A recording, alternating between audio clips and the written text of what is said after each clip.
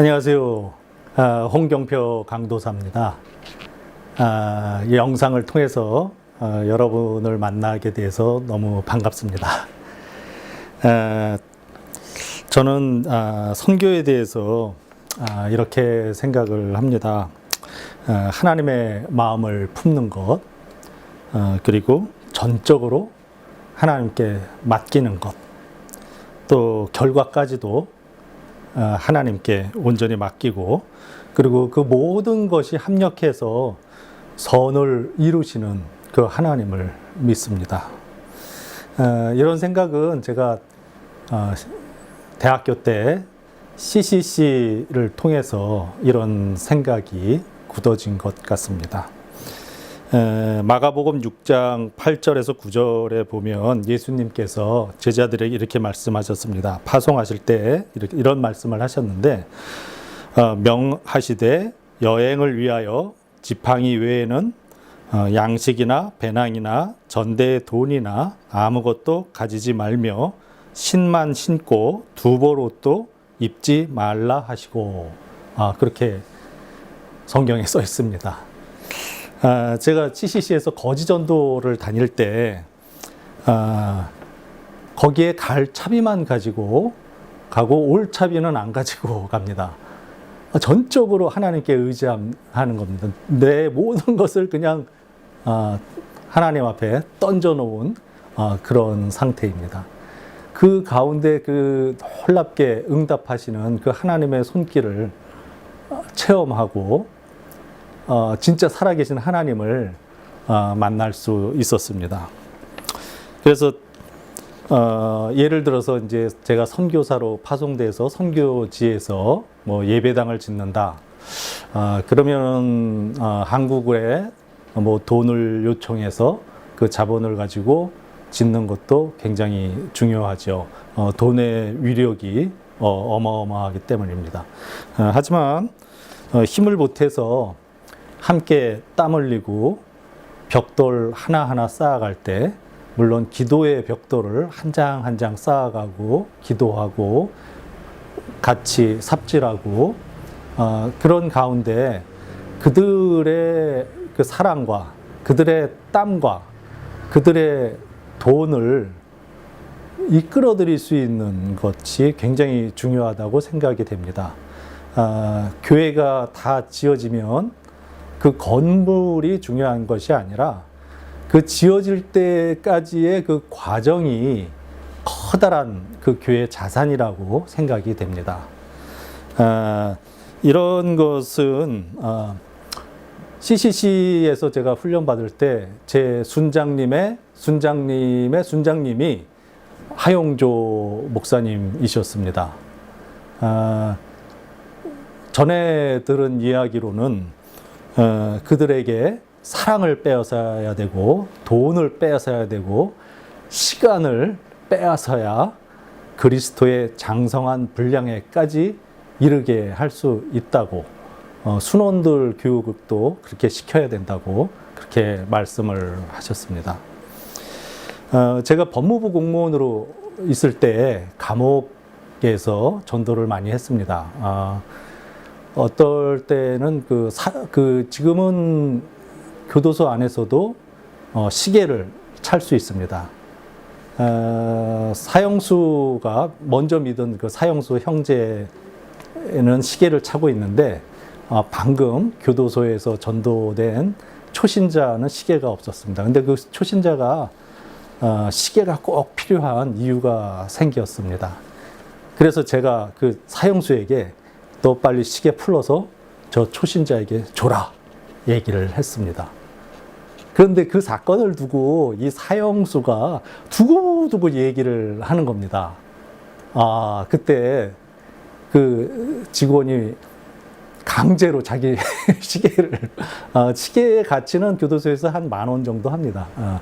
강제로 뺏어서 그 초신자에게 줬다 그겁니다. 근데 그 속에 은근한 그 기쁨이 있는 것처럼 보였습니다. 자신이 그 시계에 이게 몇 푼 안 되는 거지만 하나님 앞에 또 생명을 구원하는 일에 쓰임 받았다는 것 때문에 굉장한 기쁨이 있는 것처럼 그렇게 보였습니다. 선교지를 처음에는 네팔을 놓고 기도를 했습니다. 네팔을 놓고 기도한 이유가 제가 크리스찬 사진작가 협회 이사로 있을 때 한 목사님께서 이제 원로 목사님으로 추대되고 네팔 선교사로 떠나셨습니다. 그런데 나중에 듣게 된 소문으로는 그분이 췌장암을 앓고 있다는 소식이었습니다. 너무 가슴이 아팠습니다.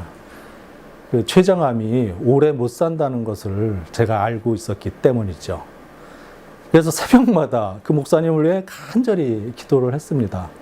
그런데 어느 날 그 목사님이 떠나가시면 그 뒷일을 내가 맡아야 되지 않을까 하는 그런 거룩한 부담이 제 마음속에 생기기 시작했습니다. 그래서 더 열심히 기도하고 더 열심히 기도했습니다. 근데 그 목사님께서 점점 건강해지시는 겁니다. 지금은 한 10년이 넘었는데 지금 건강하십니다.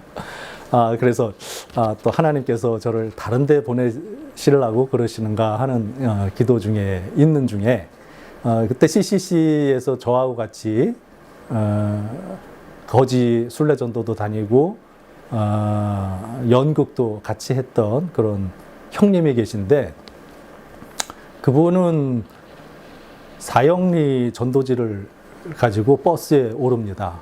그리고 하나씩 나눠줍니다. 책 외판원처럼 이렇게 흔들흔들 되는 버스에서 그 사형리 복음을 전하는 겁니다. 그리고 다시 그 사형리를 걷어가지고 옵니다. 왜냐하면 그때 대학생들이 굉장히 가난했거든요. 그리고 사형리 전도지를 살 돈조차 여의치 않았습니다. 그래서 다시 걷어가지고 와서 다른 버스에 타서 또 전도하고 또 이런 방법으로 계속 했던 그런 열정 있는 형님이었습니다. 근데 지금 헝가리에서 집시들을 선교하는 지 한 30년 정도, 20년이 넘었습니다. 근데 이제 열매들이 나타났고, 이제야 이제 교회를 건축하고, 아직도 열심히 그 집시들을 선교하고 있습니다. 그 마약하고 뭐 범죄하고 이런 집시들, 그래서 교도소에 가서 그들을 찾아보고 그런 사역을 합니다. 그래서 제가 교도소 사역을 했다니까 저를 자꾸 같이 했으면 하는 그런 생각이 있습니다. 그리고 마지막으로는 이제 불가리아입니다. 이 불가리아는 저희 스승님께서 저에게 추천해 주신 나라입니다. 그래서 이 불가리아를 대상으로 이번에 어떤 나라인지 한번 조사를 했고 이 영상에 담아봤습니다. 이 영상을 통해서 같이 은혜를 받았으면 좋겠습니다. 네. 불가리아는 한국과 수교한 지 30년 됩니다. 발칸반도 아래쪽에 있고요. 루마니아 아래, 그리스 위쪽에, 터키 옆에 있는 나라입니다. 요구르트의 나라고요. 장미의 나라입니다. 전 세계 장미 생산량의 80%가 불가리아에서 나옵니다. 그리고 향수도 유명합니다. 다음 자료는 불가리아 장균태 선교사가 인터넷에 올려놓은 그 자료를 참조해서 만들었습니다. 불가리아는 키릴로스와 메토디우스가 키릴 문자를 만들었고요. 그들은 1세기 정도 식민 지배를 받았지만 끝까지 지켜낸 자신의 그 문자와 언어에 대해서 자부심이 대단합니다. 1815년에 개신교 복음이 들어왔습니다.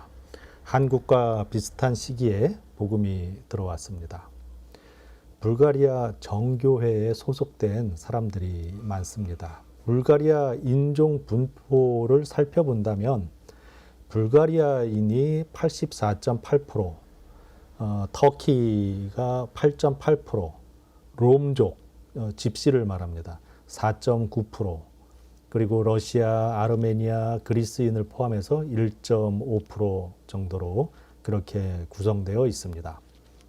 불가리아의 종교 현황을 살펴본다면 정교회가 81.2%, 이슬람이 7.8%, 개신교와 카톨릭이 1.5%, 그리고 기타가 3.8%입니다. 개신교의 세력이 워낙 약해서 별다른 제약이 없는 그런 상태입니다. 우리나라 교민은 한 200명 정도, 선교사님은 40가정 정도 됩니다. 불가리아 인구는 2011년에 700만에서 지금은 600만으로 줄었답니다. 서유럽 쪽으로 취업, 그런 등의 이유로 해서 많이 이동하는 그런 상태라고 합니다. 선교의 장애물은 정교회를 들 수 있는데, 우리는 오직 믿음, 성경의 권위, 오직 예수인데 비해서 정교회는 그 전통과 전승, 그리고 마리아 숭배, 그 성전 안에 있는 그 아이콘 숭배 뿐만 아니라 성경도 우리는 66권이지만 우리보다 10권이 많아서 76권이나 됩니다. 또 하나의 문제점은 개신교 현황을 살펴볼 때 개신교 종파수가 103개입니다. 또 1인 1교단도 많이 존재한다고 합니다. 종교 지도자의 학력은 초등학교 졸업자가 11%나 됩니다. 고졸 이하가 60%가 넘는다는 사실입니다. 따라서 잘못된 성경을 가르치면 어떻게 하는가 하는 그런 문제, 또 리더십의 문제, 또 그 개신교 종파 간의 야심과 권력 문제가 심각하다고 합니다. 또 이단에 대한 분별 능력이 전혀 없다는 것이 또 심각한 문제라고 할 수 있습니다. 선교 전략은 예수님처럼 복음으로 승부할 것입니다. 문화, 예술, 스포츠를 통해서 접촉점을 만들어서 예수님은 그렇게 전도하지 않으셨습니다. 예수님처럼 말씀대로 말씀의 권위를 힘입어서 전하도록 하겠습니다. 가르치고 전파하고 치료하신 것처럼 그렇게 예수님을 본받아서 사역할 것입니다. 사도행전 20장 24절에 내가 달려갈 길과 주 예수께 받은 사명 곧 하나님의 은혜의 복음을 증언하는 일을 마치려 하면은 나의 생명조차 조금도 귀한 것으로 여기지 아니하였노라. 이런 고백이 사역을 마칠 때 바울과 같은 고백을 할 수 있도록 기도하겠습니다. 지금까지 경청해 주셔서 시청해 주셔서 감사합니다. 초심을 잃지 않고 끝까지 선교 사역을 잘 마치고 하나님하고 끝까지 동행하도록 그렇게 기도하는 선교사가 되겠습니다. 감사합니다.